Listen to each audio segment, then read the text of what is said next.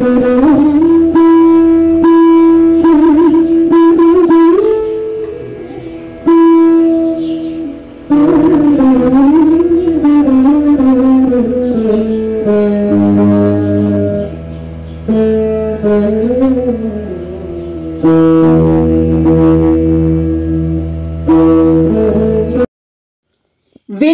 இமிழிசை கடுப்ப பண்ணமைத்து தின்வார் விசித்த முழவோடு ஆகுலி நுண்ணுருக்கு உற்ற விலங்கு அடற்பாண்டில் மின்னிரும் பீலி அணிந்தழை கோட்டோடு கண்ணிடை விடுத்த களிச்சு உயிர் தும்பின் இலிபெயரிமிரும் குறும்பரம் தும்போடு விழிப்பது கவரும் தீன்குழல் துதையி நடுவு நின்று இசைக்கும் அறிகுரல் தட்டை கடிகவர்பு ஒலிக்கும் வல்வாய் எல்லறி நொடிதரும் பாணிய பதலையும் பிறவும்.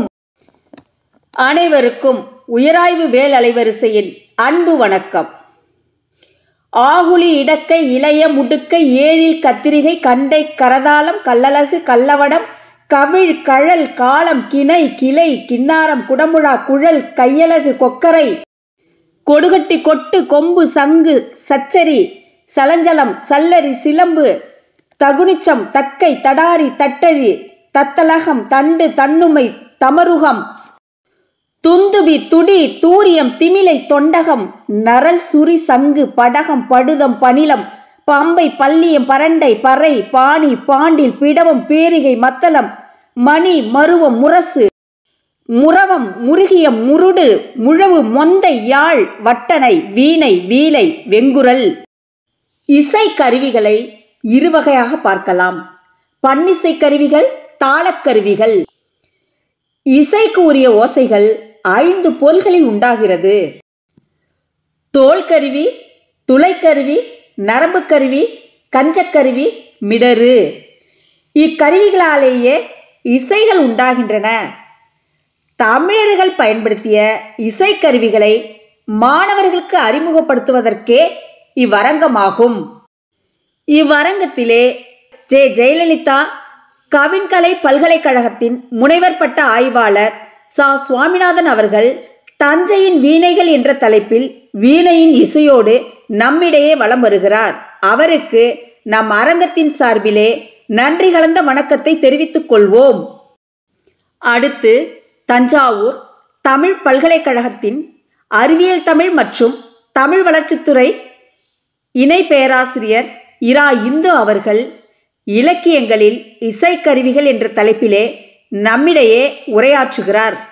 அவருக்கு நம்முடைய வணக்கத்தையும் நன்றியையும் உரித்தாக்குவோம். ஒவ்வொரு வெள்ளியும் விடிவெள்ளியாக ஒவ்வொரு நிகழ்ச்சியும் சிறப்பாக அரங்கேற்றம் செய்வதற்கு நீங்களே காரணம். ஆன்றோர்கள், சான்றோர்கள், பயனர்கள் அனைவருக்கும் நல்வணக்கம். வாருங்கள் உலகத்தமிழ் மாணவர்களே, தமிழர்களின் இசைக்கருவிகளை அறிவோம், அவற்றை அழியாமல் காத்திடுவோம். உலக அரங்கிலே உன்னதமாக உலா வருவோம். மாற்றம் என்பதே மாறாதது. நாம் அனைவரும் தமிழால் இணைவோம். உங்களின் நான் முனைவர் சே. அஜிதா, துறை தலைவர், தமிழ் உயராய்வுத்துறை, திருவிக அரசு கலைக்கல்லூரி, திருவாரூர். நன்றி, வணக்கம்.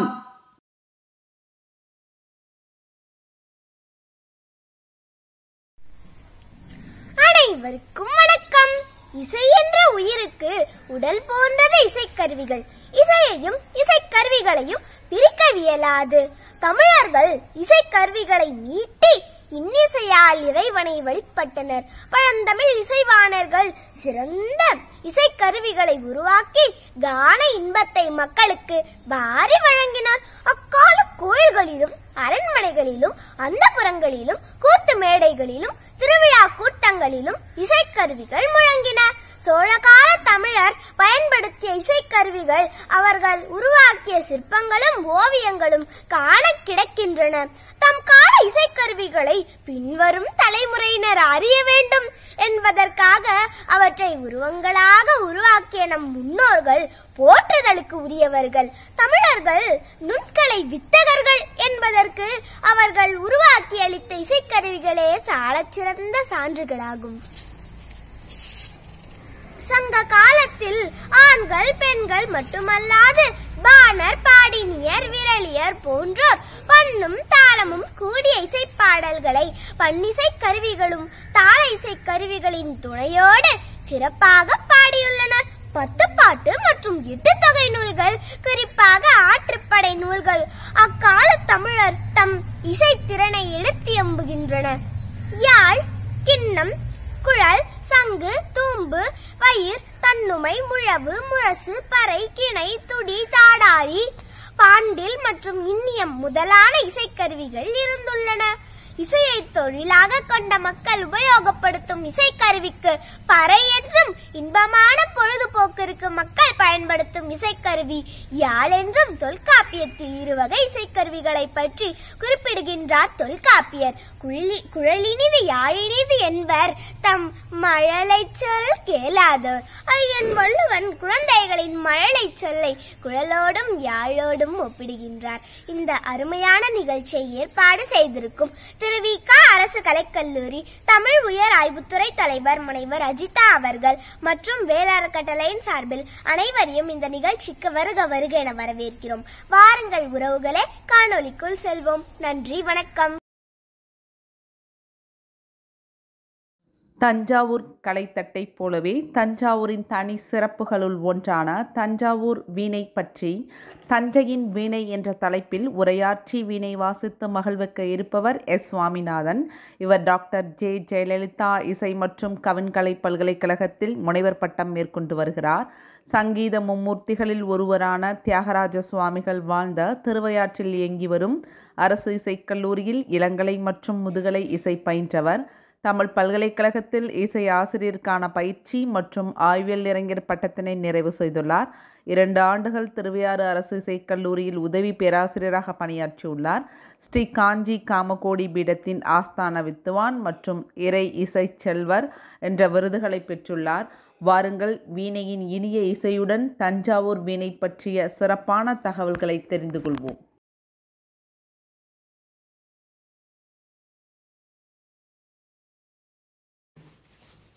வணக்கம். இன்றைக்கி நம்ம பார்க்க போகிறது தஞ்சாவூர் வீணை. தஞ்சாவூர் வீணைங்கிறது தென்னிந்திய வீணையின் அமைப்புன்னு கூட சொல்லலாம். ரகுநாத மன்னர் காலத்தில் கோவிந்த தீட்சிதரால் வடிவமைக்கப்பட்ட தற்கால வீணை. இதில் ஸ்வரம், ராகம், தாளம் ஆகிய மூணையுமே தனிமையாக கொண்டு விளங்கக்கூடிய வாத்தியம்னு சொல்லலாம். இதுவே தஞ்சாவூர் வீணையின சிறப்பு பெயரை கூட சொல்லலாம். இந்த வீணை தேசிய கருவியாகும்.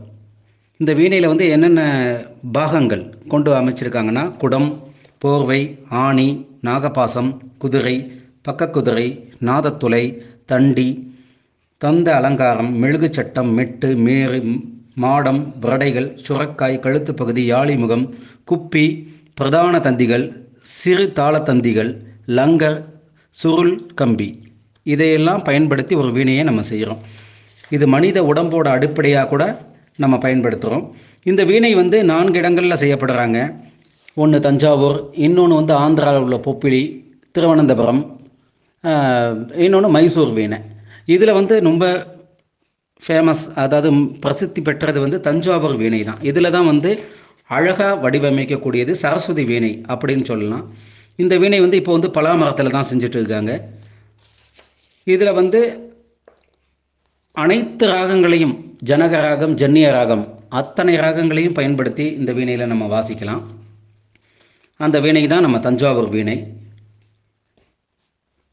அந்த காலத்தில் ஒரு வீணையில் ஒரு ராகம் மட்டும்தான் வாசிக்க முடியும். ஆனால் இந்த தஞ்சாவூர் வீணையில் அத்தனை ராகங்களையும் சேர்த்து வாசிக்கக்கூடிய ஒரு விஷயமாக இதை பண்ணியிருக்காங்க. இப்போதைக்கு இந்த வீணை தான் தஞ்சாவூர் வீணை மிகவும் பிரசித்தி பெற்று விளங்கக்கூடியது மற்ற அனைத்து வீணைகளை விட. இந்த வீணையில் அனைத்து ராகங்களையும் சேர்த்து வாசிக்கிறது ரொம்ப சிறப்புடையதாக அமைஞ்சிருக்கு. இந்த வீணை சரஸ்வதி வீணைன்னு சொல்லுவாங்க. இது 4 இடத்துல செய்யப்படுது.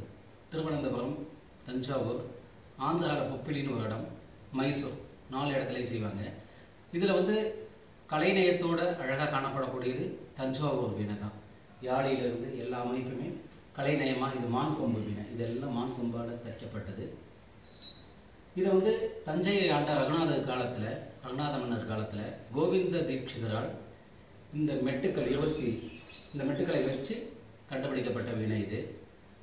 முந்தைய காலத்தில் வீணை வந்து ஒரு வீணையில் ஒரு சில ராகம் தான் வாசிக்கலாம். ஆனால் இந்த வீணையில் அத்தனை ராகங்களையும் சேர்த்து வாசிக்கக்கூடிய மாதிரி 24 மெட்டுக்களை வைத்து கண்டுபிடிக்கப்பட்ட வீணை இது.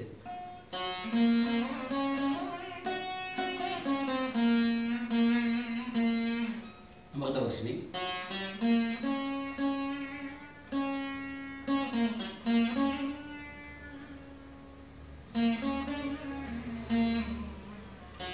பூபாலம்,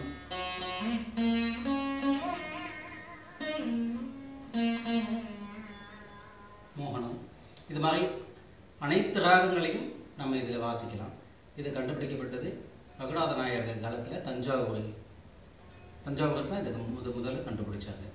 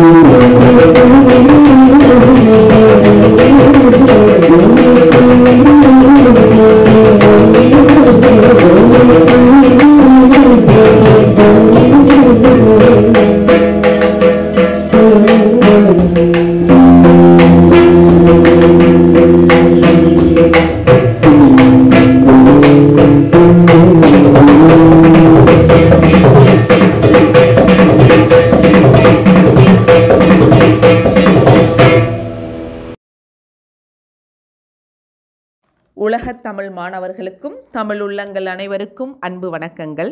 வேலறக்கட்டளையின் இன்றைய உருவாக்கம் முத்தமிழுள் நடுவில் வைத்து சிறப்பிக்கப்படும் இசை பற்றிய இனியதொரு நிகழ்வாகும்.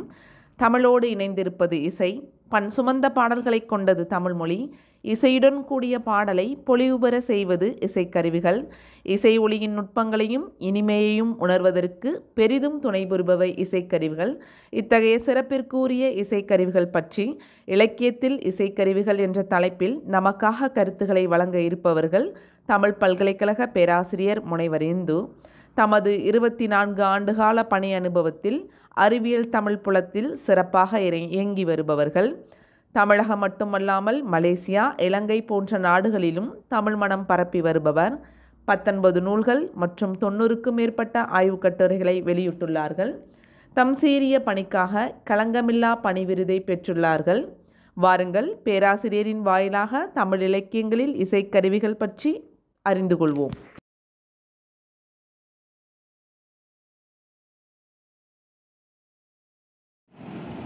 அனைவருக்கும் வணக்கம்.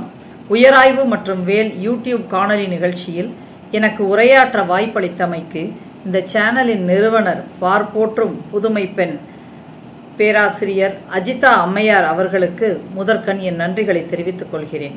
இக்காணொலியில் பழந்தமிழ் இலக்கியங்களில் இசைக்கருவிகள் என்ற தலைப்பில் சில கருத்துக்களை உங்களோடு பகிர்ந்து கொள்ள இருக்கிறேன். முத்தமிழான இயற்றமிழ், இசைத்தமிழ், நாடகத்தமிழ் இவற்றுள் இசைத்தமிழ் குறிப்பிடத்தக்கது. இக்காணொலி இசை சார்ந்த நுணுக்கங்களை தவிர்த்து இலக்கியங்களில் எந்தெந்த இசைக்கருவிகள் குறிப்பிடப்பட்டுள்ளன என்றும் எந்தெந்த பயன்பாடுகளுக்கு அக்காலத்தில் அவை பயன்படுத்தப்பட்டன என்ற இரு நோக்குகளில் மட்டுமே இக்காணொலி அமைகிறது என்பதை குறிப்பிட விரும்புகின்றேன்.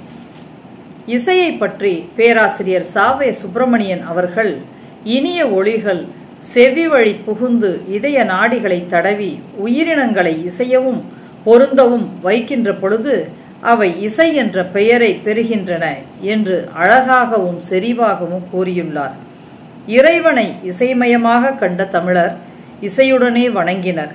பிறப்பு முதல் இறப்பு வரை, தாலாட்டு முதல் ஒப்பாரி வரை என பல்வேறு நிகழ்வுகளிலும் இசையை விரும்பி போற்றி வந்தனர் எனலாம். இசைக்கலையின் ஆழமும் உயரமும் அகலமும் அளந்தவர்கள் நம் தமிழர்கள். இசை சார்ந்த பல நூல்கள் பழந்தமிழர் பயன்பாட்டில் இருந்திருந்தது என்று குறிப்பிடத்தக்கது. இசைக்கருவிகளும் பாட்டும் பாடல்களுக்கு உயிரோட்டத்தை அளிப்பது இசைக்கருவிகளின் இசையாகும். இவ்வகையில் இசைக்கு மூல காரணியாக இருப்பவை இசைக்கருவிகள் எனலாம். பாடல்களுடன் இசைக்கருவிகளும் இசைவிக்கப்படுகின்றன. இயற்கையோடு இயைந்த மனிதன் இயற்கை ஒளிகளின் இனிமையை கேட்டு நுகர்ந்ததன் விளைவாக பல்வேறு இசைக்கருவிகளை உருவாக்கினான். புலவர்கள் தாம் கண்டு கேட்டு ரசித்த இசை பற்றி அனுபவங்களை இலக்கியங்களில் பதிவு செய்துள்ளனர். தமிழர் கல்வெட்டுகள், எடுத்துக்காட்டுக்கு திருமயம் கல்வெட்டை சொல்லலாம். சிற்பங்கள், ஓவியங்கள், எடுத்துக்காட்டு தஞ்சை பெரிய கோயில் சிற்பங்கள், ஓவியங்களை சொல்லலாம். ஆகியவற்றிலும் இசைக்கருவிகள் காணப்படுகின்றன. தமிழர் இசைக்கருவிகளை தட்டி, உரசி, அரைந்து, கொட்டி என பலவாறு செயல்படுத்தி இசைவித்துள்ளனர். இசையின் வீச்சு, அதாவது இக்காலத்துல ரீச்சுமாங்க, இது எந்தெந்த இடத்தளவுக்கு சென்றடைந்துள்ளது என்று பார்த்தோமேயானால், இக்கால திரை இசை பாடல்களை எடுத்துக்கொண்டால் வளையப்பட்டி தவிழே தவிழே என தொடங்கும் பாடல், நீ நாதஸ்வரம் போல வந்தாய், இப்ப பல வரிகள் இசைக்கருவிகள் தொடர்புடையதாக இடம்பெறுகின்றன. இப்படி இசைக்கருவிகளும் திரை இசை பாடல்களிலும் இடம் பிடித்துள்ளன. அது மட்டுமல்ல, திருக்குறளில் எடுத்துக்கொண்டால் கூட குழலினிது யாழினது என்பதம் மக்கள் மழலை சொல் கேளாதார் என்று திருவள்ளுவர் குறிப்பிட்டுள்ளார். இவ்வளவு சிறப்பு பெற்ற இசைக்கருவிகளை பற்றி, கருவிகள்னா என்ன, தொல்காப்பியர் அதை பற்றி என்ன சொல்லியிருக்கான்னு பார்த்தோம்னா, வினையே செய்வது செய்யப்படும் பொருளே நிலனே காலம் கருவி என்ற தொல்காப்பிய வரிகளை நினைவு கூற வேண்டும். இதில் கருவி என்பது என்ன என்று பார்த்தால், வினை ஒரு செயல் நிகழ்த்துதலுக்கு துணையாக அமையும் பெயர் என்று குறிப்பிட்டுள்ளார். இசைக்கு துணையா இசைக்கருவிற்கு என்ற வகையில் நாம் எடுத்துக்கொள்ளலாம். சிலப்பதிகாரத்துல இசைக்கருவிகள் பற்றி பல குறிப்புகள் காணப்படுகின்றன. பேரிகை, படகம், இடக்கை, உடுக்கை, சீர்மிகு மத்தளம், சல்லிகை, கரடிகை, திமிழை, குடமுழா, தக்கை, கணப்பறை, தமருகம், தன்னுமை, தமிழ், தடாரி என பொதுவாக 30 தோற்கருவிகள் பற்றி சிலப்பதிகாரத்தில் குறிப்புகள் காணப்படுகின்றன. அது மாதிரி சங்க இலக்கிய மலைபடு கடாம்ல பார்த்தோம்னா, விண்ணதிர் இமிழ் இசை கடுப்ப பண்ணமைத்து தின்வார் விசித்த முழவோடு ஆகிழி என பாண்டில், கோட்டு, தூம்பு இப்படி பல இசைக்கருவிகள், குழல் இப்படி பல இசைக்கருவிகளை பற்றி மலைப்படுக்கடாமல் குறிப்புகள் காணப்படுகின்றன. இசை கருவியை களம்னு சொல்லியிருக்காங்க. அந்த இசை கருவிகளை வைத்து எடுத்து செல்லக்கூடிய பைய கலப்பை. கலப்பைனா நம்ம இந்த வேளாண்மையில பயன்படுத்துற கலப்பைன்னு எடுத்துக்கூடாது. இசை கருவிகளை கொண்ட பை. அதை வாணர்கள் பழங்காலத்தில் எடுத்து சென்றார்கள். அதை பற்றின குறிப்புகளும் காணப்படுகின்றன. நுண்ணுருக்கு உற்ற விளக்கு அடற்பாண்டில் என்ற வரிகள் எடுத்துக்கொண்டா வெண்கலத்தை உருக்கி செய்த தாளம் இந்த இசைக்கருவி என்று விளக்கம் அளிக்கப்பட்டுள்ளது. கடம் என்று இக்காலத்தில் கூறப்படும் இசைக்கருவி தான் முற்காலத்தில் பதலைன்னு வழங்கப்பட்டது என்று தமிழறிஞர்கள் கருதுகின்றனர். காரைக்கால் அம்மையார் எழுதிய திருவாலங்காட்டு மூத்த திருப்பதிகத்தில் ஒரே பாடலில் பல இசைக்கருவிகள் குறிப்பிடப்பட்டுள்ளன. துத்தங்கை, கிள்ளை, விளரி, தாரம் என தொடங்கும் பாடல். இதில் கொக்கை, தக்கை, கரடிகை, வங்கை, மென்தோல் என பல இசைக்கருவிகள் குறிப்பிடப்பட்டுள்ளன. பொதுவாக சங்க இலக்கியத்தில் பார்த்தீங்கன்னா பெரும்பாலும் 17 இசைக்கருவிகள் குறிப்பிடப்பட்டுள்ளன. ஆகுளி, எல்லரி, குழல், கிணை, கொம்பு இதை வயிறு என்றும் கூறுவார்கள். கோடு, தட்டை, தன்னுமி, தடாரி, துடி, தூம்பு இதை வங்கியம் என்றும் கூறுவார்கள். பதலை, பறை, பாண்டில், முரசு, முழவு, யாழ் இப்படி குறிப்பிடத்தக்க இசைக்கருவிகள் சங்க இலக்கியத்தில் காணப்படுகின்றன. பல பயன்பாடுகளுக்கு இசை கலைக்கு மட்டும் இசைக்கருவிகள் பயன்படல, வெவ்வேறு பயன்பாடுகளுக்கு பயன்பட்டது சங்க இலக்கிய நுண்ணிய ஆய்வு மூலம்தான் தெரிய வருகிறது. இசைக்கலைஞர்கள் பாணர், பொருணர், வையிரியர், கூத்தர், கண்ணுளர் என பலவாறு வழங்கப்பட்டுள்ளனர். தமிழர் இசை சில அடிப்படை தகவல்கள் பார்த்தோமேயானால் ஆயக்கலைகளில் ஒரு கலை இசைக்கலை எனலாம். பண்டைய தமிழர் இசையை கலையாக கருதி அதை பயின்றனர். சங்க காலங்களில் இசைக்கென தனி சங்கம் இருந்தது. அதில் இசைவாணர் பலர் இசைக்கலையை வளர்த்து பல நூல்களை யாத்தனர் எழுதியுள்ளனர். உலகிலேயே இசை நூல்களை சுவடி வடிவில் முதலாக வெளியிட்டவர்கள் அவர்களே ஆவார். பாணர் பத்தி சொல்லணும்னா நம் முன்னோர்கள் தங்களுடைய நீண்ட கால ஆராய்ச்சியினாலும் அனுபவங்களினாலும் ஒவ்வொரு வகை கருவிகளையும் பரிபக்குவப்படுத்தி மிக உன்னத நிலையை அடையும்படி செய்துள்ளனர். இசைக்கென்றே பாணர் என்னும் ஒரு வகை சாதியினர் இருந்துள்ளனர். அவர்கள் ஊர்தோறும் சென்று, நாடோடின் பழங்காலத்தில் சொல்லுவாங்க, இவங்க கலையை வளர்க்கறதுக்கே ஊர்தோறும் சென்று தேவைக்கேற்ப விருப்பத்துக்கேற்ப ஊர்தோறும் சென்று ஆங்காங்கு செல்வர்களையும் அரசர்களையும் குடிமக்களையும் மகிழ்வித்து இசைக்கருவியை பயன்படுத்தி இசையுடன் கூடிய ஆடல் பாடல் அந்த மாதிரி மகிழ்வித்து இசைக்கலையை நாடு முழுவதும் பரப்பி வந்தனர். அவர்கள் ஓர் ஊரில் இருந்து மற்றொரு ஊருக்கு போகும்போது பெரியவும் சிறியவனும் அதை எல்லா அளவு வேறுபாடின்றி எல்லாத்தையும் பல வகை இசைக்கருவிகளும் கொத்து கொத்தாக தோள்களில் தூக்கி சென்றனர். இப்போ இந்த காலத்தில் ஒரு வீணைய, தம்பூரா அது மாதிரி இருக்குன்னா அதுக்கு ஒரு கண்டெய்னர் வச்சு பாக்ஸ் வச்சு எடுத்துகிட்டு போகிறாங்களா, அவங்க அந்த காலத்தில் கலப்பை மட்டும் தான் குறிப்பு இருக்குது, மித்ததெல்லாம் கொத்து கொத்தா எடுத்துகிட்டு போனாங்கன்னு இலக்கியங்களில் பதிவு செய்யப்பட்டுள்ளன. தோள்களில் தூக்கி செல்வது வழக்கம் என்றும் அவர்களுடன் ஆடல் பாடல்களில் வல்ல பாடினிகள் பெண்கள் விரலிகளும் சென்றனர் என்றும் 10 பாட்டு, புறநானூறு முதலிய பண்டை தமிழ் நூல்களில் குறிப்புகள் காணப்படுகின்றன. பொதுவாக பழந்தமிழ் தமிழர் பயன்பாட்டில் இருந்த இசைக்கருவிகளை 4 வகையாக வகைப்படுத்தியிருக்காங்க. தோல் கருவிகள், நரம்பு கருவிகள், துளை கருவிகள், கஞ்ச கருவிகள். தோற்கருவிகள் பார்த்தா பழைய நூல்களில் கூறப்படும் தோற்கருவிகள் கோயில் விழாக்களில் வாசிக்கப்படும் கருவிகளாகிய தவில், தப்பட்டை, டமாரம் முதலியன. பஞ்சான முரசு அல்லது குடமுடா இது 2 பேர்லையும் வழங்கியிருக்காங்க. உரிமை, கிடுகிடு, உடுக்கை போன்ற தோல் கருவிகளை குறிப்பிடும்படியா சொல்லலாம்.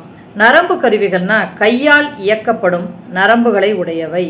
எடுத்துக்காட்டுக்கு யாழ், வீணை இவற்றை குறிப்பிடலாம். துளை கருவிகள்னா வாயால் ஊதப்படும் கருவிகள். நடுவில் துளை இருக்கும், உள்ளீடற்றதாக இருக்கும், ஹாலோவா இருக்கும்.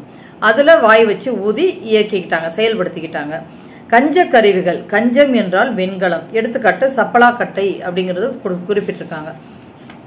தோற்கருவிகள்ல இசைக்கருவிகளில் மிக பழைய காலத்திலிருந்து வருவன தோற்கருவிகள் முதல்ல தோற்றுவிக்கப்பட்டன்னு சொல்றாங்க. மாநில வரலாற்றின் பிற்காலத்தில் தான் துளை கருவிகளும் நரம்பு கருவிகளும் உருவாக்கப்பட்டன.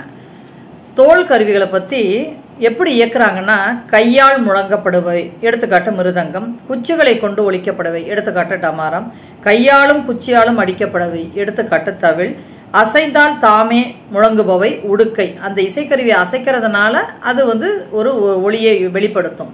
தோல் கருவிகளுக்கு பல எடுத்துக்காட்டுகள். 86 வகை தோல் கருவிகள் பற்றி தமிழர் தோற்கருவிகள் என்னும் நூலில் அதன் ஆசிரியர் ஆர் ஆளவந்தார் குறிப்பிடுகிறார். இது இசை சார்ந்த நுணுக்கங்களை கொண்ட நூலாகவும் கருதலாம். முதல்ல இப்ப இசைக்கருவிகளை ஒவ்வொரு வகையா பார்க்கலாம். குழல் தான் ஆயர்கள் முதல் உருவாக்கினார்கள் குறிப்புகள் காணப்படுகிறது. இடையன் சிறிய மூங்கில் கழியை தேர்ந்தெடுத்து தீக்கடை கொல்லியால் அதில் துளையிட்டு இசையை முழக்கினான். இசைக்கருவிகள் இது மிகவும் பழமையானது குழல் இசைக்கருவி. இது பற்றி பெரும்பாநாட்டு படையில அம்நுண் அவிர்புகை கமல கை முயன்று என்ற பாடல் வருகிறது. அடிப்பகுதியில் ஆம்பல், முல்லை, கொன்றை ஆகிய மலர்களை போன்ற வடிவங்கள் இந்த குழல்ல செதுக்குறாங்க. செதுக்கி இணைத்து கொண்டமையால் அந்த ஆம்பல் வடிவத்தை செதுக்குனா அந்த குழல் ஆம்பலம் தீங்குழல், முல்லை வடிவ பூவை பத்து செதுக்குனாங்கன்னா முல்லையன் தீங்குழல், கொன்றை பூவை செதுக்கியிருந்தா கொன்றையன் தீங்குழல் என பலவாறு பெயரிட்டு பல தமிழகத்தில் வழங்கியுள்ளார்கள் என சங்க இலக்கியத்தில் ஆய்வுகள் என்ற நூலில் ஜோதிராணி அவர்கள் ஆசிரியர் குறிப்பிட்டுள்ளார். அடுத்தது குழல் உருவாக்கம் அப்படின்னு பார்த்தோம்னா புல்லாங்குழல்னாலே நம்மளுக்கு என்ன வந்துடும், கண்ணனும் கூடவே நம்மளுக்கு ஞாபகம் வந்துடும். பழங்காலத்திலேருந்து பார்க்கலாம். அது எப்படி உருவாக்கியிருக்காங்கன்னா, தானாகவே காடுகளில் விளைந்து முற்றியுள்ள மூங்கில்களில் தும்பிகள் துளையிட்டு அதனுடைய காற்று சென்றுகின்ற போது ஏற்படும் ஒளியை கபிலர் கண்டுணர்ந்து ஒரு பாட்டில் சொல்லியிருக்காரு.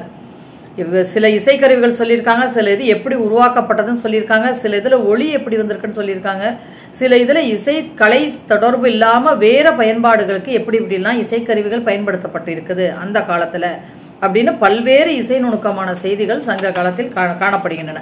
அதை காணப்பட்டதை சங்க இலக்கியங்களில் பதிவு பண்ணியுள்ளாங்க. குழலில் இருந்து யாழும் அதிலிருந்து தன்னுமையும் தோன்றியது என்பர். குழலுக்கு வங்கியம், புல்லாங்குழல் என்னும் பல்வேறு பெயர்களில் வழங்கப்பட்டது. நடனம், இசை கச்சேரிகளுக்கும் குழல் முதன்மையான கருவியாக இசைக்கப்பட்டன. குழல் மூங்கில், சந்தனம், வெண்கலம், செங்காலி என்ற 5ஆல் செய்யப்பட்டாலும் மூங்கிலால் அமைவது உத்தமம், தி பெஸ்ட் அப்படிம்பாங்க. அது உத்தமம் என்று அடியார்க்கு நல்லார் கூறுகிறார். குழல் குழு இசையாக பிற கருவிகளுடன் சேர்த்து இசைவிக்கப்படுவதும் உண்டு.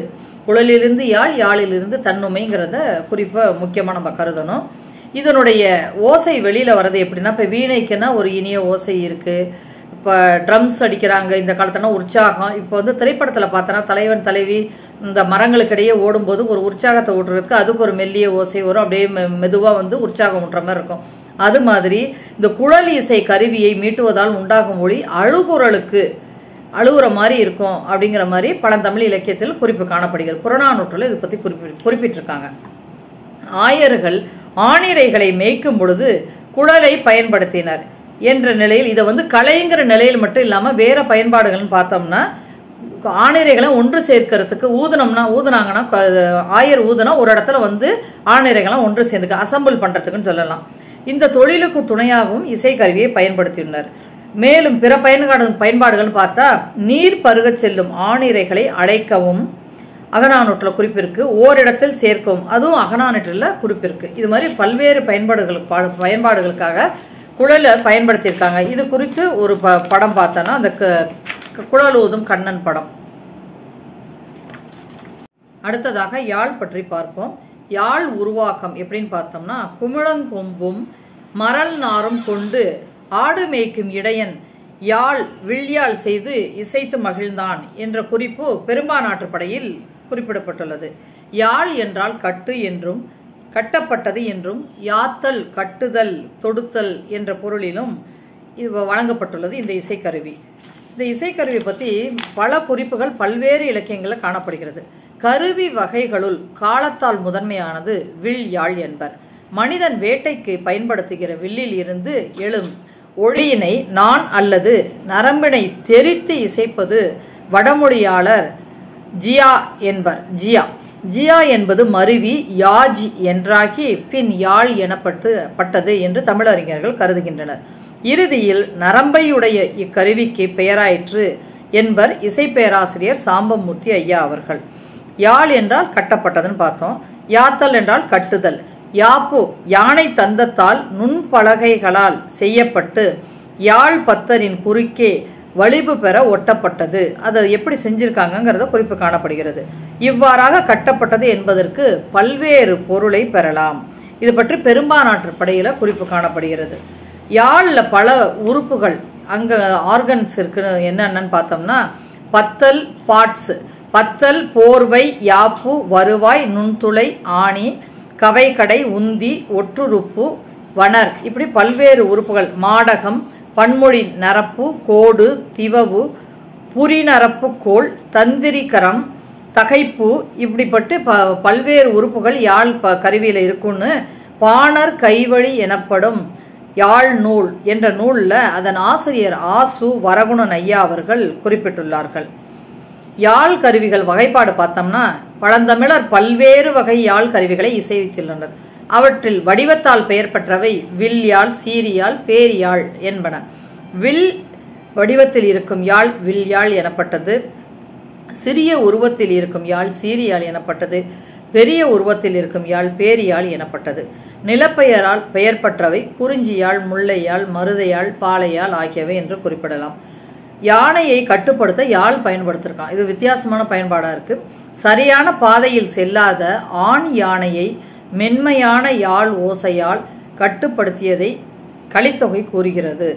கால்வரை நில்லா கடுங்களிற்று உறுத்தல் என்ற பாடல் மூலம் இந்த செய்தியை அறிஞ்சுக்கலாம். பரிசில் பெற்றமையை அறிவிப்பதற்கு பரிசில் பெறுவதற்காக சென்ற பாணர்கள் சிறிய யாழை இசைத்து மன்னனுக்கு தாம் இறந்த பரிசில் இதுவென தெரிவித்த செய்தி பற்றி புறநானூற்றில் களங்கணி என்ன கருங்கோட்டு சீரியாழ் என்ற பாடல் மூலம் தெரிஞ்சுக்கொள்ளலாம். மகளிர் உள்ளத்துணர்ச்சிகளை வெளிப்படுத்தல், அவங்க ஃபீலிங்ஸை எப்படி வெளிப்படுத்துறாங்க அப்படின்னா, மாலை காலத்தில் மகளிர் தம் உள்ளத்துணர்ச்சியை யாழுடன் மிடற்று பாடலையும், மிடற்றுனா குரல் வழி பாடலையும் இசைத்து துணைவருக்கு குறிப்பால் வெளிப்படுத்தினர். அவங்க என்ன நினைக்கிறாங்கங்கிறது ஃபீலிங்ஸை தெரிவிச்சிருக்காங்க. அது யாழ் வகை, இது ஒரு வகை யாழ் வகைன்னு சொல்லலாம். இது ஒரு நூலில் இருந்து எடுத்தது.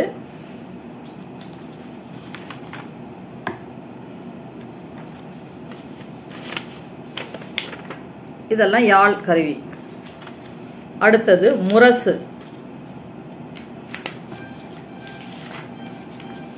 முரசு எப்படி உருவாக்குனாங்கன்னு பார்த்தா, போரினை முறைப்படி வழிநடத்தி செல்ல போர் முரசு முக்கியமானதாக விளங்கியத காலத்தில் இப்போர் முரசு மயிர் நீக்கப்படாத தோள்களால் செய்யப்பட்டன என்பதை புறநானூற்று பாடல் வழி அறியலாம். அண்ணல் நல் ஏறு இரண்டுடன் மடுத்து என்று தொடங்கும் பாடல்ல இப்போர் முரசம் நன்றாக தோல்வார்களால் இழுத்து கட்டப்பட்டிருந்தன என்றும் அதன தோற்றத்தை பற்றியும் சொல்றாங்க.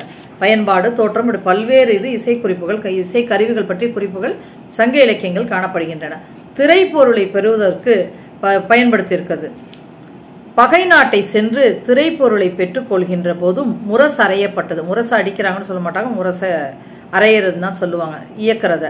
முரசறையப்பட்டது. இதனை அகநானூற்று ஓடா நல்லேற்று உரிவை தையிய என்ற பாடல் வழி அறியலாம். அடுத்தது நன்றி தெரிவித்தலுக்கு முரசு பயன்படுத்தியிருக்காங்க. போரில் வெற்றி பெற்ற வீரர்களுக்கு பெருஞ்சோறு அளிக்கும் அரசன் அச்செய்தியினை முரசறைந்து அறிவித்தனர். அவனிவன் படத்துல கூட காவலர்கள் திருடர்களை பிடிக்கிறதுக்கு நல்ல புத்தி சொல்றதுக்கு ஒரு விருந்து ஏற்பாடு பண்ணுவாங்க.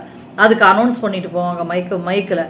அது மாதிரி அந்த காலத்துல நன்றி தெரிவிக்கிறதுக்கு வெற்றி பெற்ற வீரர்களுக்கு பெருஞ்சோறு, நீங்க நல்ல போர் புரிஞ்சு அதனாலதான் வெற்றி கிடைச்சிச்சுன்னா அரசர் ஒரு நன்றி கைமாறு செய்யற மாதிரி பெருஞ்சோருக்கு அறிவிக்கிறதுக்கும் முரசு அறிஞ்சிருக்காங்கன்னு இலக்கியத்துல பதிவு காணப்படுகிறது. அடுத்தது அரசர் வருகையை அறிவிக்க ஒருவரை வரவேற்பதற்கும் முரசறைகின்றனர். ஆய் அண்டிரன் என்ற அரசனின் வருகையை அறிவிக்க இவ்வாறு முரசு அறையப்பட்டதாக புறநானூற்றில் குறிப்பிடப்பட்டுள்ளது. இறக்குமதியர அறிவிப்பு. வணிகர், பழந்தமிழர்கள் வணிகத்துல சிறந்திருந்தாங்க. பவுன் தங்கத்தை கொடுத்துட்டு கூட மிளகா வாங்கிட்டு போனாங்கன்னு குறிப்புகள்லாம் காணப்படுகின்றது. தமிழறிஞர்களும் அது வணிகத்துல சிறந்ததை பற்றி பல நூல்களை எழுதியிருக்காங்க. இப்ப துறைமுகத்துல தானே கப்பல் ஏற்றுமதி இறக்குமதி நடக்கும். இறக்குமதி ஆகுது, உங்களுக்கு தேவையான பொருள்களை எடுத்துங்க அப்படின்னு வணிகர்களை அழைக்கிறதுக்கும் இந்த முரசை பயன்படுத்தியிருக்காங்க. கப்பல்கள் துறைமுகத்திற்கு பொருள்களை இறக்குமதி செய்யும் நேரத்தை பர்டிகுலரா இந்த டைமுக்கு வருது அப்படின்னு முன்கூட்டியே முரசறைந்து அறிவித்த செய்தியை பற்றி மதுரை காஞ்சியில் இன்னி செய்ய முரசு முழங்க என தொடங்கும் பாடல் குறிப்பிட்டுள்ளது. அடுத்தது போர் தொடக்க அறிவிப்பு. போர் இந்த ஸ்டார்டிங் டைம் போர் நடக்க இருக்குதுன்னு அதை அறிவிக்கிறதுக்கு போர் துவங்கும் முன் முரசினை முழக்கி அறிவிப்பனர் என்பதை முரசு முழங்கும் தானே தும் அரசம் ஓம்பு மின் என்று புறநானூற்று பாடல் இந்த காலத்துல பாத்தீங்கன்னா குறிப்பிடுகிறது. இந்த காலத்துல பாத்தீங்கன்னா பல்லக்கு வரத்துக்கு கூட தூம்பு வளைஞ்சி இருக்கிற ஒரு இதை வந்து இசைவிப்பாங்க. அது வந்து பல்லக்கு வருதுன்னு தெரிஞ்சுக்கலாம் நம்மலாம். அடுத்தது வெற்றி அறிவிப்பு. அரசனின் வெற்றி செய்தியை முரசறிந்து அறிவித்தனர். ஜெய பேரிகை அந்த முரசு சொல்றாங்கல்ல, அது மாதிரி வெற்றியை அறிவிக்கிறதுக்கு முரசறிஞ்சுங்க. அது மட்டுமன்றி பகைவை கொண்டிருந்த இரு படைகள் பகைமை நீக்கி ஒன்றாயின. ராசி ஆயிட்டாங்கன்னு இந்த காலத்துல சொல்லுவாங்க, பகைமை திரைப்படங்கள்லாம் காமிக்கிற மாதிரி. அது மாதிரி ராசி ஆயிட்டாங்கன்னா அதை அறிவிக்கிறதுக்கும் முரசு. அதுக்கு அகநானூற்றுல முரண் செறிந்திருந்த தானே இரண்டும் என்ற வரிகள் உடைய பாடல் மூலம் இந்த பயன்பாட்டை நம்ம தெரிஞ்சுக்கலாம். முரசும் பயன்பாடுகள் பல்வேறு உருவாக்கம் எப்படின்னா பார்த்தோம்னா, கடம்ப மரமாகிய காவல் மரத்தை வெட்டி முரசு செய்யப்பட்ட முறை பற்றி பதிற்றுப்பத்தில் பாடல் வழி அறிந்து கொள்ளலாம். அடுத்ததாக துடி. தோல் கருவிகளுள் ஒன்றான துடியினை இசைப்போர் துடியர் எனப்பட்டனர். அது வந்து வயலின் வாசிக்கிறாங்க, வயலினிஸ்ட் மாதிரி அந்த காலத்துல துடி தோல்கருவி இசைச்சவங்க துடியர் என வழங்கப்பட்டனர். மக்கள் ஓரிடத்தில் ஒன்று கூட செய்வதற்கு இக்கருவி பயன்படுத்தப்பட்டது. ஒன்றா அசம்பிள் ஆகிறதுக்கு, எப்படி கால்நடைகள் அசம்பிள் ஆகிறதுக்கு ஒரு கருவி பயன்படுதோ அது மாதிரி இதுவும். வெள்ளம் வருகையை அறிவித்தல். வெள்ளம் வருது, எல்லாம் ஜாக்கிரதையா இருங்க அப்படின்னு அரசு தரப்புலேருந்து அறிவிப்பாங்கல்ல, அரசருக்கு தரப்புலேருந்து, அது மாதிரி இருக்கிறதுக்கு இந்த பயன்பாட்டுக்கு துடிங்கிற கருவியை பயன்படுத்தியிருக்காங்க. வயலில் விளைந்து முற்றிய நெல் மீதும் அறிந்து குவித்து வைத்த குவியல் மீதும் வெள்ளம் தாக்கினால் அந்த பயிரெல்லாம் பாழாயிடல, அதனால அதுல இருந்து காப்பாத்துறதுக்கு, அந்த பாதிப்புல இருந்து விடுபடுறதுக்கு முன்கூட்டியே வெள்ளம் வருது அப்படின்னு துடி கொட்டி அறிவிச்சாங்க, எச்சரிக்கை செய்தாங்கன்னு இன்னும் சரியா சொல்லலாம். இந்த தகவல் வந்து பரிபாடல்ல அகவையில் இளநெல் அரிகாலு சூடு என்ற பாடல் வரி அறிந்து கொள்ளலாம். ஆணிரைகளை கவர்தலுக்கும் பகைவர்களின் ஆணிரைகளை கவரவும் வெற்றி போரின் தொடக்கத்தை அறிவிக்கவும் துடியை முழக்கினர். இது பற்றி அகநானூற்று பாடல் தெரிவிக்கிறது. அடுத்ததாக பாலைநில மக்கள் அச்சத்தை தரக்கூடிய வகையில் அதிக ஒளியுடன் துடியை இசைத்தனர். அது வந்து இந்த கருவியை இசைச்சாங்கன்னா பயம் வந்துருமா. எப்படி ஒரு கருவியை இசைச்சா உற்சாகம் துள்ளல் இந்த மாதிரி நம்ம உணர்ச்சிகள் வர மாதிரி இது துடியோட ஓசையை கேட்டால பயம் வந்துருங்கிற மாதிரி அகநானூற்றுல குறிப்பு காணப்படுகிறது. அடுத்ததாக பறை இசை கருவியை பற்றி பார்ப்போம். பறைகள் தகவல் தொடர்பில் பெரும் பங்கு வகிக்கின்றன. சங்க காலத்தில் ஐவகை நிலங்களுக்கும் பறைகள் இருந்தன. பம்பை ஏறுகோட்பறை முல்லை நிலத்திற்கும், தொண்டகப்பறை குறிஞ்சி நிலத்திற்கும், கிணைப்பறை மருத நிலத்திற்கும், சாப்பறை நெய்தல் நிலத்திற்கும், துடி பாலை நிலத்திற்கும். பாலை என்று ஒரு தனி நிலம் இல்லை, முல்லையும் குறிஞ்சியும் முறைமையில் திரிந்துன்னு பாலை என படிவம் கொள்ளுமேன்னு சொல்லியிருக்காங்க. அது வந்து ட்ரையா இருக்கப்ப வெப்ப காலத்துல பாலையா கருதலாம். அந்த வகையில பார்த்தோம்னா ஐவகை நிலங்கள்னு சொல்றாங்க. துடிங்கிறது துடி என்ற பறை பாலை நிலத்துக்குரியது என்று புலவர்கள் வகைப்படுத்தியுள்ளனர். அடுத்ததாக படையெடுப்பு அறிவிக்க பறை பயன்பட்ட செய்தியை பற்றி புறநானூற்று வழி அறியலாம். படையெடுத்து செல்ல விரும்பும் அரசன் போர் தொடுப்பதற்கு முன்னர் பறையறிந்து அறிவித்து அதன் பின்னரே போர் தொடுத்தான். அது ஒரு மரபு. அது rules and regulations, terms and conditions சொல்றாங்களோ அது மாதிரி ரூல்ஸ் அண்ட் ரெகுலேஷன்ஸ் வந்து முன்னறிவிப்பு செய்துட்டு போர் நடத்தணும். அதுக்கு என்ன புறநானூற்று பாடல் ஆவும் ஆணியர் பார்ப்பன மக்கள் என்ற வழிகள் மூலம் அறிந்து கொள்ளலாம். அடுத்ததாக அரிப்பறை. அரிப்பறைங்கன்னா பறையில ஒரு வகை. அரிப்பாணர், இதை இசைக்கிறவங்க அரிப்பாணர் எனப்பட்டனர். அவர்கள் நெற்களத்தில் உள்ள நெல் மணிகளை பாதுகாக்க இப்பறையை அடித்துள்ளனர். அறிந்த நெற்றால் குவியருக்கு அரி என்று பழங்காலத்தில் வழங்கப்பட்டது. அந்த செய்தியை நம்ம தெரிஞ்சுக்கலாம். கிணைப்பறை. இக்கருவி வாரினால் இழுத்து கட்டப்பட்டது, தோளால் போர்த்தப்பட்டிருக்கும். சிறு கோல் கொண்டு அடித்து ஒளி எழுப்பப்படுகிறது. இப்பறையை இசைப்பவர் கிணையன், கிணவன், கிணைமகன் என்றும் கிணைமகன் மனைவி கிணைமகள் என்றும் வழங்கப்பட்டுள்ளார். ஆகுளி சிறுபறை. இது பறையில ஒரு வகைதான். ஆகுளி என்பது தோல் கருவிகளுள் ஒன்று. போர்க்காலத்தில் அரசனை பாடி பரிசில் பெறுவதற்காக செல்லும் விரலியர் யாழுடன் ஆகுளியையும் பதலையையும் இந்த இசைக்கருவிகளை சேர்த்து எடுத்துக்கிட்டு போனாங்க என்று புறநானூற்று வழி பாடல்கள் வழி அறிந்து கொள்ளலாம்.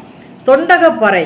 சங்க காலத்தில் இரவு காவலர் தங்கள் வருகையை அறிவிக்க இப்பறையை இசைத்துள்ளனர். இக்கருவியை உடுக்கு, உடுக்கை, தொண்டகப்பறை, சிறுபறை, குடுகடப்பை என பலவாறு வழங்கியுள்ளனர். வெற்றி பெற்று பரிசில் பெறதுக்கும் இந்த கருவியை பயன்படுத்தியிருக்காங்க. போர்க்களத்தில் வெற்றி பெற்ற அரசனிடம் பொருணர் தடாரி பறையை இசைத்து மாலை களிறு ஆகியவற்றை பரிசிலாக பெற்றதாக புறநானூற்றில் குறிப்புகள் காணப்படுகின்றன. எளியோர் போர் வருகை அறிவிப்பு. இப்போ அரண்மனைக்கு விடியற் காலையில் அரண்மனை வாயில்ல நின்று பொருணன், அவங்கள தான் இங்கே எளியோர்னு சொல்லியிருக்காங்க, இசைத்த தடாரி பறையின் ஒளியை கேட்டு அவன் அணிந்திருந்த கிழிந்த ஆடைக்கு பதிலாக மாற்று வெண்ணிற ஆடையை கொடுத்து பசியையும் போக்கினதாகவும் குறிப்புகள் காணப்படுகிறது. வாழ்வியல் செய்திகளும் இருக்கு, இசைக்கருவி சார்ந்த செய்திகளும் இருக்கு. அதை பற்றிய குறிப்பும் புறநானூற்றுப்படியில் காணப்படுகிறது. கூத்து அறிவிப்புக்கும் பறை பயன்படுத்தியிருக்கு. இது பற்றி அகநானூற்று ஆடுகள பறையின் அரிப்பன ஒலிப்ப என்ற பாடல் வரிகள் மூலம் அறிந்து கொள்ளலாம். சங்ககால மக்களின் பொழுதுபோக்குகளில் ஒன்று கூத்தாடுதல். கூத்தாடுதல் நிகழ்ச்சி நடைபெறுகின்ற, கூத்தாடுதல் டிராமா நாடகம் சொல்றாங்களா, அது நடைபெறுகின்ற செய்தியை மக்களுக்கு அறிவிப்பதற்காகவும் மக்களை ஓரிடத்தில் கூட செய்வதற்காகவும் பறை அறைந்தனர். இந்த இடத்துல இந்த நிகழ்ச்சி நடக்குது, எல்லாரும் வந்துருங்க அப்படின்னு சொல்றதுக்கு. இச்செய்தி அகநானூறு, குறுந்தொகை ஆகிய இலக்கியங்களிலும் இடம்பெற்றுள்ளன. ஏறு தழுவ அழைப்பதற்கும் வாய்க்காலில் வெள்ளம் பெருக்கெடுத்து வந்ததை அறிவிக்கதற்கும், எச்சரிக்கையா இருங்கன்னு அறிவிக்கதற்கும், வயலில் களை எடுப்பதை அறிவிக்கவும் உழவர்கள் பறையறிந்து தெரிவித்துள்ளனர் என்ற குறிப்புகளும் இலக்கியங்களில் காணப்படுகின்றது. அடுத்தது தன்னுமை என்ற இசைக்கருவி. இதை மத்தளம் என்று இந்த காலத்துல சொல்றாங்க. ஏறுகளை கட்ட இந்த பயன்பாட்டுக்கு இந்த தன்னுமை பயன்படுத்திருக்கு. பகை நாட்டு ஆணிரைகளை கவரும் களவு தொழிலை உடைய எயின மறவர் ஏறுகளை பற்றி கட்டுவதற்கு ஒரு இடத்துல கம்பத்துல அது கட்டுவாங்கல்ல, அதுல கட்டுறதுக்கு தன்னுமையை முழக்கியதாக அகநானூற்றில் குறிப்பு காணப்படுகிறது. அது மாதிரி நெல் அறுவடையை அறிவிக்கிறதுக்கும் இந்த தன்னுமையை பயன்படுத்தியதாக அகநானூற்று பாடல்ல குறிப்புகள் காணப்படுகின்றன. தன்னுமை அது இன்னொரு பயன்பாடு. ஆரழைத்தல் அறிவிப்பு. பாலை நிலத்தில் செல்லும் வணிகர் கூட்டத்தை எதிர்த்து அவர்களது பொருளை கவர ஆரலை கல்வர்கள், திருடர்கள் இருந்தாங்க அந்த காலத்துல, கல்வர்கள் தன்னுமையை ஒலிக்க செய்தனர். தன்னுமையின் ஒளியை கேட்டவுடன் ஆரலை கல்வர்களின் வருகையை வணிகர்கள் உணர்ந்தனர். வணிகர்கள் வழிபோக்கர்கள்லாம் இருப்பாங்க, முன்கூட்டியே அவங்க வர மாதிரி தெரியுது, அந்த சத்தத்தை வச்சு கேட்குதுன்னா உடனே இவங்க வந்து தன்னுமையை இசைச்சிட்டா நீங்க போயிடுங்க, உங்க டைரக்ஷனை மாத்திட்டு பயண திசையை மாத்திட்டு போயிடுங்க அப்படின்ட்டு உங்களை காப்பாத்திக்கங்கிற மாதிரி சொல்ற மாதிரி ஆரலை கல்வர்களிலிருந்து திருட்டிலிருந்து காப்பாத்திக்கிறதுக்கு இந்த தன்னுமையை இசைச்சு பயன்படுத்தினாங்கிற குறிப்பு எதுல காணப்படுது? குறுந்தொகையில காணப்படுகிறது. அடுத்ததாக கொம்புங்கிற இசைக்கருவி பார்த்தா வயிறு கோடு என்று பல்வேறு பெயர்களால் வழங்கப்படுகிறது. இது துளை கருவிகளில் ஒன்று. மனிதன் குழல் யாழ் ஆகியவற்றை பயன்படுத்துவதற்கு முன் வழக்கில் உள்ள கருவியாக கொம்பு திகழ்ந்திருக்க வேண்டும் என்று அறிஞர்கள் கருதுகின்றனர். பழங்குடி மக்கள், நாட்டுப்புற மக்கள் ஆகியோரிடத்தில் பயன்பாட்டில் இருந்த இக்கருவி விலங்குகளின் கொம்பு, எலும்பு ஆகியவற்றால் செய்யப்பட்டது. அதனாலதான் கொம்புன்னு இதுக்கு பேர் வழங்கியிருக்காங்க. இதன் தோற்றத்தை கொம்பு போல் இருக்கிறதுனால கோடுங்கிற பெயர்னால சொல்லியிருக்காங்க. வளைந்த தோற்றத்தை உடையதால் கோடு. கொம்பின் ஒரு முனையில் காற்றை செலுத்தவும் செலுத்திய காற்றை வெளியேற்றவும் வகையுடையதா, இன்னொரு முனையில வெளியேற்ற வகையுடையதா அமைக்கப்பட்டது. அப்படின்னா உள்ள வந்து உள்ளீடற்றதா, எது துளையா இருக்குங்கிறாங்க. ஒரு இடத்துல ஊதுனோன்னா இன்னொரு இடத்துல அந்த காற்று வரும், அதன் மூலம் இசைக்கருவியை இசைச்சுக்கிறாங்க. அந்த வகையில அதனுடைய எப்படி காற்று செல்லுதுங்கிறத ஒரு பாடல்ல சொல்லியிருக்காங்க. அடுத்தது கொம்புல ஆணிரை தகவல் தொடர்புக்கு. பாலை நிலத்தில் புகுந்த ஆணிரைகளை மீட்பதற்கு கோவலர் கொம்புகளை ஊதியுள்ளனர். கொம்பின் ஓசை கேட்ட ஆணிரைகளை பாலை நிலத்தில் இருந்தும் கொன்றை மரத்தின் நிழலில் வந்து தங்கின. அங்கேருந்து இங்க வந்து ஒரு இடத்துல அசம்பிள் ஆகிறதுக்கு பயன்படுத்தியிருக்காங்க. இதை பற்றி ஒரு குறிப்புகள் இலக்கியத்துல காணப்படுகிறது. அடுத்ததாக தலைவன் வருகையை தலைவிக்கு அறிவிக்க. ஒரு ரெண்டு பேரும் பார்த்துக்கணும்னு நினைக்கிறப்ப ஒருத்தவங்க வரதை இன்னொருத்தவங்களுக்கு அறிவிக்கிறதுக்கும் இந்த கொம்பு பயன்படுத்தியிருக்காங்க. இரவு குறி வந்து நீங்குகின்ற தலைவன் மலைகள் பொருந்திய சிற்றூரை வந்து அடைந்தவுடன் எழுப்பும் ஊது கொம்பொலி தலைவன் வந்து சேர்ந்தமையை தலைவிக்கு அறிவித்தது. அதாவது வந்து பார்த்துட்டு போயிட்டாங்க தலைவன் தலைவியை பார்த்துட்டு, அங்க போய் நான் என்னுடைய இடத்துக்கு நான் ரீச் ஆயிட்டேன், நல்லபடியா சேர்ந்துட்டேன்னு. இந்த காலத்துல செல்போன் மாதிரி அந்த காலத்துல இல்லை, ஆனா வந்து தகவலை தெரிவிச்சாகணும் தலைவிக்கு, அதுக்கு கொம்பு ஊதி பயன்படுத்துறாங்க அப்படிங்கிற செய்தி வந்து அகநானூற்றுல குறிப்பு காணப்படுகிறது. கொம்புங்கிற கருவி இது இப்படிதான் இருக்குது.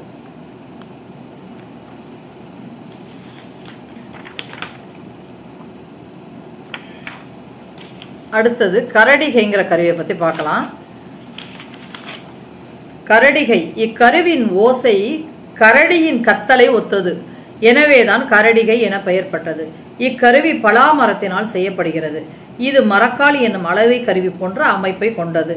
இதனை அகமுழவு வகை என்றும் வழங்குவர். பிரம்மன், ருத்திரன், விஷ்ணு என்ற கடவுளர் மூவருக்கும் இந்த கருவி உரியதுன்னு சொல்லியிருக்காங்க. அருணகிரிநாதர் பிள்ளைத்தமிழ், கம்பராமாயணம் ஆகியவற்றில் கரடிகை பற்றி குறிப்புகள் காணப்படுகின்றன என்று தமிழறிஞர்கள் தாம் எழுதிய நூல்களிலும் குறிப்பிட்டுள்ளனர். சிவபூஜைகளில் தொன்று தொட்டு கரடிகை கருவி பயன்படுத்தப்படுகிறது. இதிலிருந்து தான் சிவபூஜையில் கரடி பூந்தாப்ல அப்படிங்கிற ஒரு பழமொழி சொன்னாங்கல்ல, அது வந்திருக்குன்னு கருதுறாங்க. இதிலிருந்தான் இந்த பழமொழி தோன்றியிருக்க வேண்டும் என்றும் கூறப்படுகிறது. அடுத்தது குளிர் என்ற கருவி. திணைப்புணத்தில், வயல்வெளியில செடியெல்லாம் இருக்குல்ல, திணைப்புணத்தில் மேய வரும் கிளிகளை விரட்ட பெண்கள் இக்கருவியை பயன்படுத்தியுள்ளனர். இக்கருவி இசைக்கேற்ப போடப்படும் தாளத்தை போன்று ஒலிக்கக்கூடியது.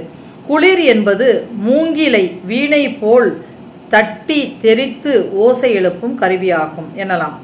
ஒரு சில நேரங்களில் குளிரின் ஓசையை கேட்டு மயங்கிய கிளிகள், குளிர்னா குளிர் என்ற இசைக்கருவியின் ஓசையை கேட்டு மயங்கிய கிளிகள் திணைப்புணத்தை விட்டு போகாமலும் இருப்பதுண்டு. இவங்க விரட்டுறதுக்காக இசைவிக்கிறாங்க, ஆனால் அதிலே மயங்கி அங்கேயே சுற்றிட்டு இருக்க கிளிகளும் இருந்திருக்கு. அதை பற்றிய குறிப்புகளும் இலக்கியங்கள் காணப்படுகின்றன. அடுத்தது முழவு என்ற இசைக்கருவியை பற்றி பார்த்தா, முழவு விழா நடைபெறுதுன்னா அதை அறிவிக்கிறதுக்கு முழவு பயன்படுத்தியிருக்காங்க. விழா நடைபெறும் செய்தி முழவு ஒலித்து அறிவிக்கப்பட்டது. இது பற்றி மதுரை காஞ்சியில முழவி முழம் முழவி மிழும் அகலாங்கன் என்ற பாடலை குறிப்பிடலாம். அந்த பாடல் மூலம் இந்த செய்தியை தெரிஞ்சுக்கலாம்.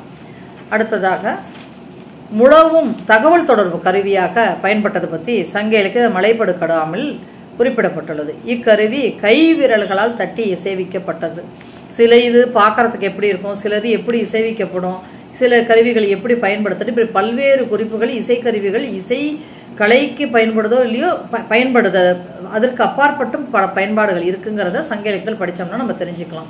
தூம்பு, முரசு, முழவு இப்படி பல்வேறு இசைக்கருவிகள் பற்றி நிறைய குறிப்புகள் காணப்படுகின்றன.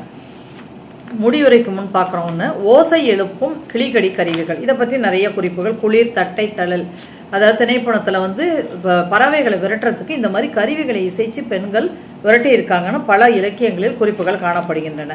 அடுத்தது முழவு மத்தளம் பற்றி முன்னர் பார்த்தோம், அதனுடைய படம். இன்னும் சங்கு பற்றி பின்னாடி படத்தில் கூட இருக்கும். சங்கு பள்ளி எழுச்சி அறிவிப்பு, இதை பற்றி புறநானூற்றில் காலை நேரத்தில் எழுப்பப்படும் வலம்புரி சங்கொலி பள்ளி எழுச்சியை உணர்த்தும் செய்தி பற்றி புறநானூற்றில் குறிப்பு காணப்படுகிறது.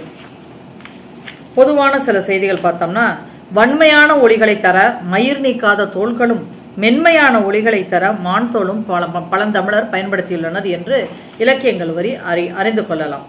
முடிவுரையாக, இசைக்கருவிகள் பாடல்களுக்கு உயிரோட்டத்தை கொடுக்கக்கூடியவை மட்டுமல்ல, பல்வேறு வழிகளிலும் பயன்படக்கூடியவை. பழந்தமிழரும் பலவாறு பயன்படுத்தியுள்ளனர். வல்லவனுக்கு புல்லும் ஆயுதம் என்பாங்க. நம்ம தமிழர்களுக்கும் புல்லும் ஆயுதமாக இருக்குது. எப்படி புல்லு, மூங்கிலும் ஒரு வகை புல் தானே, அந்த வகைத்தில் புல்லாங்குழல் கொடுத்த மூங்கில்களே என்ற பாடல்களை நம்ம நினைவு கூறி இத்துடன் என்னுடைய உரையை முடித்துக் கொள்கிறேன். நன்றி, வணக்கம். நிகழ்ச்சி உங்களுக்கு பிடிச்சிருந்துச்சுன்னா விரும்பவும், ரொம்ப பிடிச்சிருந்துச்சுன்னா பகிரவும், ரொம்ப ரொம்ப பிடிச்சிருந்துச்சுன்னா கருத்து பெட்டியில் கருத்துக்களை போடவும். நன்றி, வணக்கம்.